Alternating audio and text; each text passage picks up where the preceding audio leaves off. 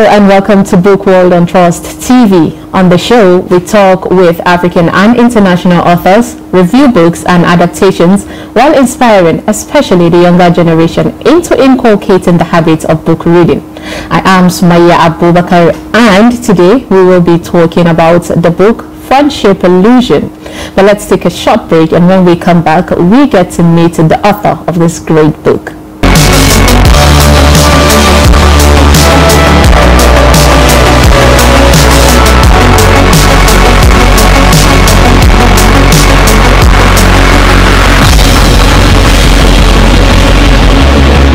Welcome back to Book World and Trust Television. Now, books should go where they will be most appreciated and not sit unread, gathering dust on a forgotten shelf. Don't you agree?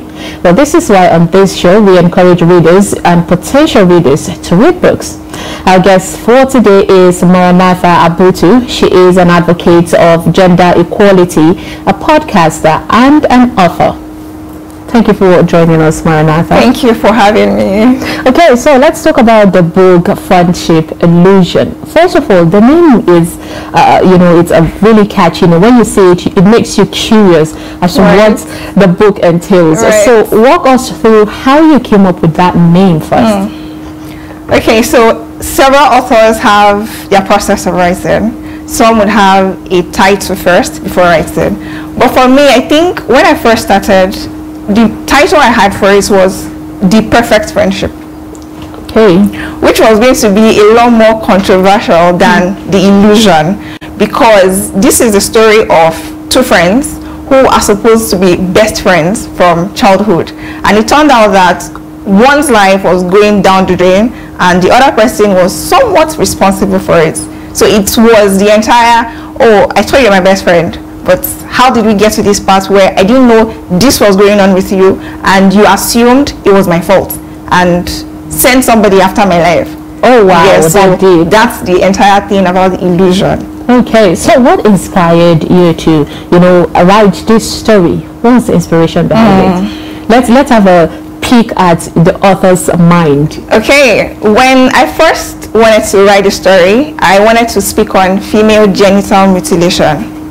So, but I got a contract from YouTube Africa to do a story for them, and I was contemplating, if I'm writing on female genital mutilation for them, why would I want to write another book for myself solely focused on FGM? So I decided, okay, what is this other thing I like to talk about beyond women's issues? Because if you look at the book, it's a contemporary women's fiction. So I decided, in talking about friendship, bring in female genital mutilation and also bring in relationship.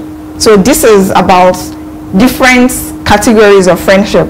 Friendship between the parents, friendship between the main character and her own group of friends, friendship between her and her neighbors, and that was the inspiration for the book. So let's go back. Is this your first book? No, it's not.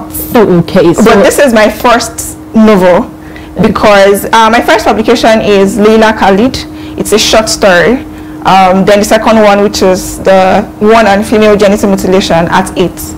And then this is the third one. Oh, okay. So walk us through, when you decided to, write a book on friendship, what are the steps that you took? How were you able to gather, the materials, the knowledge, the informations you need, and how did you put it all together to get this book? This is a most layered question. Okay, again, different authors have different process. People would draft. For this story, I didn't draft it. I did not even think it was going to be a proper novel. I wanted to write a story on FGM. I thought about carving it through friendship, and I started writing. And I began prologue. I began chapter 1. It was when I got to chapter 6 or 7 that I started to think, oh wait, what direction are you going with this story? What are you really trying to tell people? So at the end of the day, because I know I got a review from someone who said that for him, he had read halfway before he went back and said there were so many things I had talked about on relationship and he wanted to write those pointers down. So I guess it was basically my idea on relationship, because I do that on my podcast. I talk on women's issues and relationship. So that was where I got my idea for the book. So do you have any, any means or ways, you get to talk to people about your books in order to get sort of inspiration from them? Because we know some authors tend to have like a review club or something that they get to talk about certain stories and form inspirations for that. Do you have any of that? Okay, so I have a group of writers on Telegram. We wrote a book together, an anthology. So we share ideas with one another, and I personally have a group of reviewers as a team for myself. So when I write something I'm not so confident about, I send it to them and, hey, what do you think about this? Do you think this fits the story I have been writing? And they give me feedback. And that's just it. It's really interesting. Now I'm sure that our viewers would want to know a bit of summary into the friendship illusion. So walk us through the book. Okay. So the story, the main character is Ima Basi. Now she is 28 years old, living in Lagos. She's from Akwa Ibom, of course, and she has a best friend named Eno Obong. Now they grew up together, but circumstances, they kind of drifted apart because her parents divorced. So she went with her mother to Lagos. Eno Obong remained back at Akwa Ibom, but her family story, their family dynamic is one that the parents depend on her to provide for the family as a young daughter. Now, she grew up regretting or having a grudge for her friend because her friend is from the well-to-do home, and she's saying, oh, you knew my situation, but you left me. You didn't come back to look for me. How do you think I was going to survive through the years, knowing that my dad was an alcoholic, he's a gambler, any money that comes in, he uses it to gamble. I now have to start looking for where to raise money to give the family.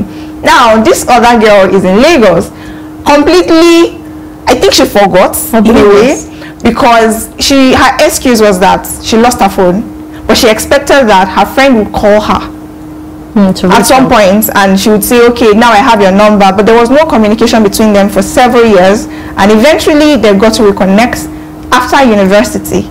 Now, after university, the assumption of the main character, Ima Basi, is that, oh, I have my best friend back. And now, the other one is also happy that, okay, I have my best friend back.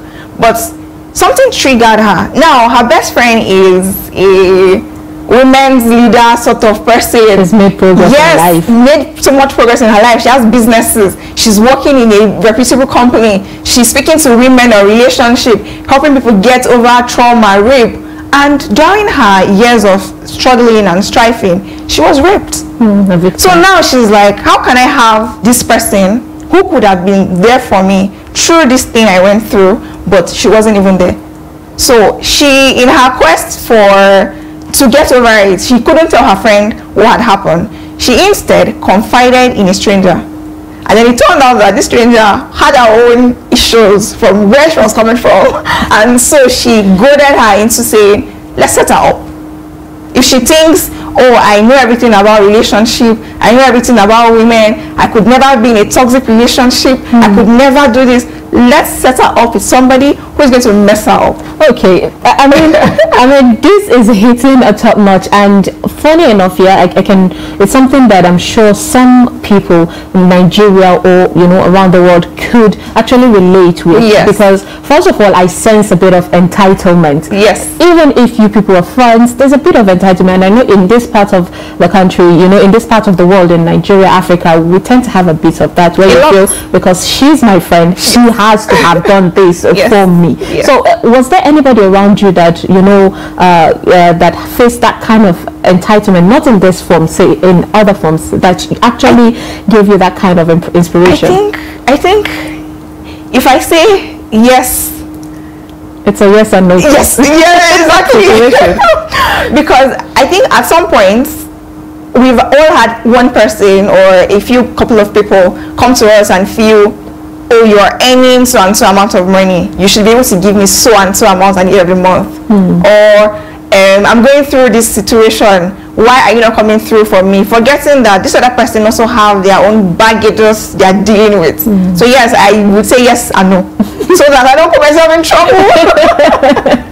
Indeed. Okay, so you want more, to talk about how she met the wrong person. Yes. So if I get you correctly, in that aspect, you're saying that she should have gone to a more, professional person to talk about possibly, her baggage, or she should have spoken to her friend about it, because despite the fact that the friend left her, now when they reconnected, the job she had now that was giving her all the flying around and whatnot, it was the same friend that got her the job at the multinational company.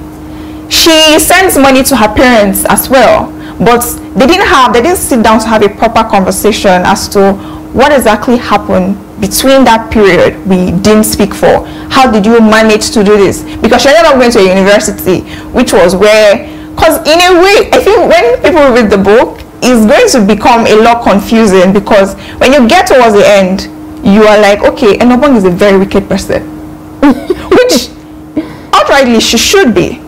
But when you read what happened, you can't blame, you blame her still, but there is a bit of a pity, because she lost her womb and she got a deadly disease. They ended up killing her. But I think she just went about it the wrong way, because again, it wasn't her friend's fault. You asked me to set you up with somebody, I did. Now it led into whatever that entire thing happened, and you blamed me rather than speaking to me about it. You spoke to somebody else who gave you the wrong advice.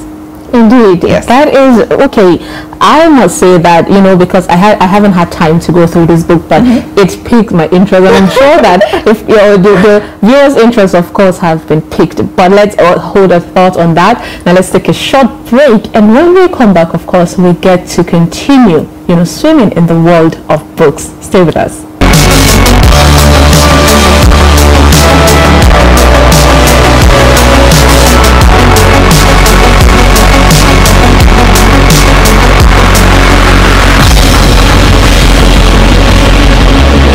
Welcome back to Book World on Trust TV, and we are here talking about the book Friendship Illusion with Maranatha. So Maranatha, you talked to us about how the story behind the book and what to expect when we pick this book. But as an author, as a writer of this book, what do you wish that the readers, when they pick the book, what do you wish for them to take home with? What do you wish them to get from this book? Because in every book it comes with message. You learn something from it. So what do you want them to learn from this? Okay, so I was on an interview with a podcast a while back, and they, at the end of it, they asked me this exact question. And I think as authors, sometimes we've come to realize the message you're trying to convey through your books is not exactly what the readers gets at the end of the day. Because when I started writing it, and when I was through with the book, I felt, okay, when people read it, you would come to understand, have more knowledge about FGM, mental health issues. You would learn more about how to navigate relationships with friends, how to be able to speak with one another, how to navigate your relationship with your separated parents. You would also come to learn about how to manage relationship with an opposite sex who is intentional. Because I think sometimes when people say, when you ask men, what do you want in your life partner, they say, I want peace of mind. Now, would you be able to handle a woman who comes with the peace of mind? Exactly. So if you say you want an intentional man, you want somebody who will be there for you through everything. Now, if you have this person, do you know what you're going to do with this person? Do you have the characteristics to accept this person for who they are? Because sometimes we say we want something, but it's not exactly, we don't know what we want. So that's why, that's the message I think that people should get from the book. But I've heard diverse kind of I think the fun thing about books is that it's dynamic. It's just like you said, an author could have what they want someone to take from, but it's like a river. Someone standing from that angle would see a different view, and someone from here would see. So I get that. So tell us, every author Anyways, not let's say most authors sometimes tend to have challenges while writing a book, you know, like writer's block and all that. So what was your challenge in the process of writing this book? Okay, like I said, when I started, I didn't have a plan. I knew what I wanted to put out, but I didn't have a structure. Oh, this is how many chapters I want it to end with. This is where I want the story to progress or develop. So I didn't have any of that. So when I wrote chapter 6 or 7, I got writer's block. I couldn't get anything out, and I left the book for months. I didn't go back to it. It took me close to 2 years to complete it. Interesting. Yes, because I think what made it more difficult, or the most difficult, was at the time I had written to the climax. I couldn't find a way to start merging the story back to the beginning, because there were several things. You know, when you're writing, you start with something intriguing, and as you progress, you can't forget something you've written in chapter 1. Neither would you forget something somebody had said at the other chapter. So you have to find a way to connect the entire thing. So I think that was where I found the most difficulty, trying to wrap up. Okay, and then when I got to the last chapter, I didn't want to leave it as, okay, no wrong is a betrayer.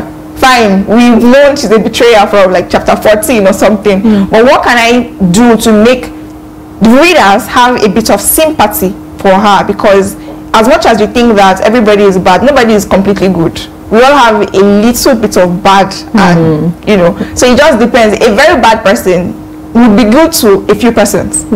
So the person is bad to me doesn't mean that the person is 100% bad. So that last chapter, it took me a while, but when I eventually got it, I knew it was ready to go out. That just gave me the whole scenario of Cinderella. You know, at the end of the day, people want to read a book that there is a bit of fairy tale at the end, you know, to just make it seem it's just like our movies, you know, where at the end there has to be a happy ending.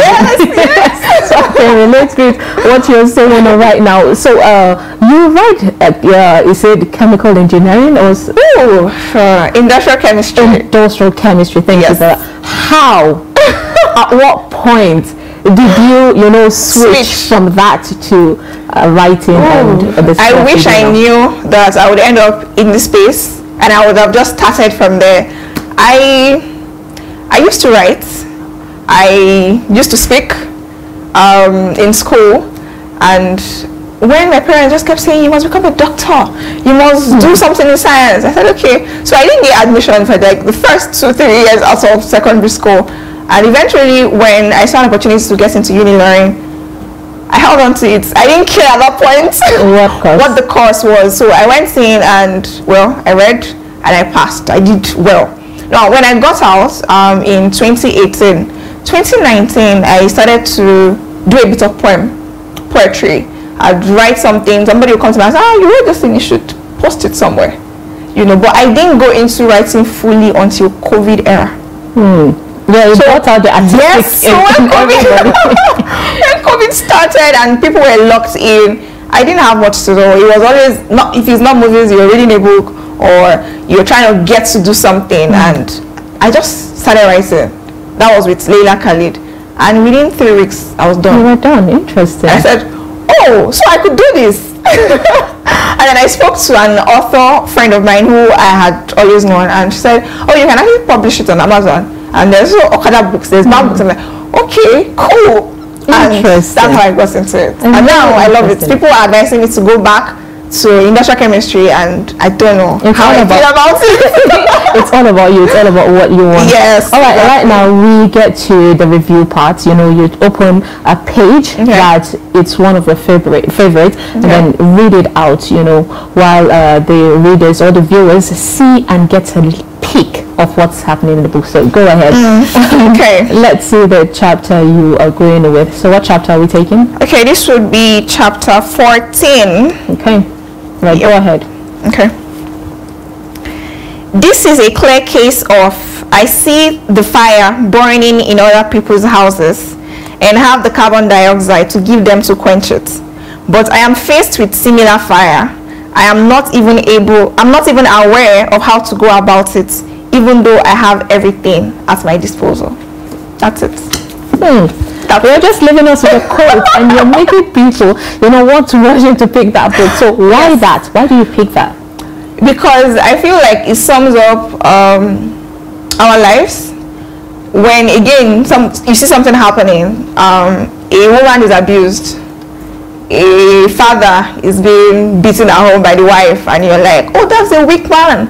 Oh, what kind of man are you? What kind of woman are you? You would allow a man do this to you? And our first response is, it can never be me. That's true. It can absolutely never be me. And this lady, from the beginning, I think most people are going to hate her, because Inabasi had a perfect life. Regardless of the fact that her family were divorced, they still had that friendship. The father could still call the mother. The mother was getting married to a white person. It wasn't weird at all. But as you get to progress, you are like, wait, is there anything that's going to happen to this girl? Why is she so perfect? And eventually this happens, and you're like, oh well, it can always be you. Indeed. Yes. Indeed. And sometimes we forget that the cure you're using on other people, you can also use it on yourself, but you forget, or you think, oh, I'm not there yet. You just become completely blinded by solving other people's problem, that you forget that your own house have a fire burning in it. Indeed. I think I saw a quote somewhere about, you don't know the situation about certain things until you Yes, exactly. Where people even pointed out something like divorce, life, hustle, and all that. So sometimes it's quick to judge without you knowing what it really entails. But your book carries a lot of things. There is a lot of healing. Yes. And it's saying when you don't heal, then it definitely affects your life, and you hold grudge and all that. So what's your advice on, the younger generation? Because, I mean, it's few that tend to pick a book to read. For the ones that even read, majority will prefer to go online to do more of reading, killing your eyes with the phone and the light, than picking the book from a book. So what's your advice on them and the people that don't even read books at all? So I like to think that everybody read. It's just a thing of, what are you interested in reading? So not a lot of people would read romance. Not a lot of people would prefer maybe thrillers or crime or something. So it's a thing of finding that thing that you want or you like. So, and as per reading online, as writers, because I've spoken to several authors, we are all now learning to also give out books as PDFs or give them out on reading platforms where people can easily, because most people tell you, I can't carry a book around, or it's too big to enter my bag. So they would prefer, oh, do you have a PDF copy of it?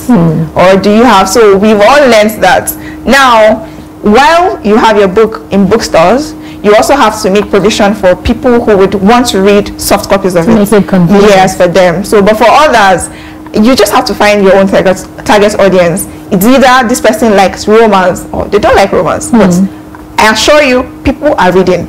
It just may not be the genre you are writing about. I feel like I know some people that they just read for educational purpose, like I want to pass my exams, so really? And there are people like that, and that's why I was trying to get you as an author to tell them something that would motivate them to read. I think that I have traveled to more than 57 countries, but I've never left Nigeria. And I've only been able to do that because I read books. So when conversations come up as something is happening in Florida, I have a bit of knowledge about what that may be. It may not be maybe in the exact context of what the speaker may be talking about, but I assure you that I can tell you settings in Florida or any other country because I picked a book. So you don't read books, it allows you to travel and see other people's lives and different cultures and their experiences. You don't have to leave the shores of your country. So if you think that you are in the trenches and you can't leave Nigeria, read a book. Read a book. Now you just gave viewers a perfect example, about traveling, and you tend to have more knowledge on things in general. Yes. It's not about just the country. You learn a lot about culture, food, the people, how they interact, their experiences. So when you go somewhere, you're not that vulnerable to things. You know a lot of things, and that's really interesting. Maranatha, a really interesting conversation with you, of course. So lastly, you know, what would be your advice for young aspiring authors out there who are looking at you, you know, looking up to you to say that I want to write my own book someday? I think the key is just write it. It doesn't matter if it's perfect or not. Write it. When I started writing, I didn't think it was perfect. I wrote a few chapters and I posted on my Instagram, and people said, "Oh, you write?" I said, "I didn't know I could write." So if you are an aspiring writer, or you just don't think you have it in you, think about something. You can start by maybe using prompts, writing prompts. Think about, oh, okay, this is a table. What can I say about this table? And you'll be surprised at how many words you can churn out at the end of the day. So just write. But the key thing is, as you write, have people around you who can be truthful to you. Because I think we creatives, not just writers now, creatives, I think we need people around us who can genuinely tell us how we are doing on our journey. Because if they don't tell you the truth of where you are at, you can never improve on your skill. So if you are aspiring, just write. It doesn't matter what you're writing, write. But have people around you who can help you go through them and tell you, oh, this is where you can improve, or this is what you can do next time, or this is how best you can develop the story. So that's just it. There's no magic around it. Yes. Thank you so much, Maranatha. Thank you for joining us to talk about this amazing book, Friendship Illusion. And we hope to get to see you, you know, talk to you about more of your project. Yes, I claim that. All right, that was Maranatha Abutu, a podcaster, a speaker, and author. And let's not forget, you know, she did something on chemistry as well. Now, that's what I love about reading. One tiny thing will interest you in a book, and that tiny thing will lead you to another book, and another bit there will lead you onto a third book. It's geometrically, you know, progressive, all with no end in sight, and for no other reason than sheer enjoyment. As Ray Bradbury say in Fahrenheit, that's 451, he said the magic is only in what books say, how they stitched, you know, the patches of the universe together in one garment for us. And that is it on today's episode of Book World on Trust TV. I am Sumaya Abubakar. Thank you so much for watching, and do not forget to always read a book. Until next time, bye-bye.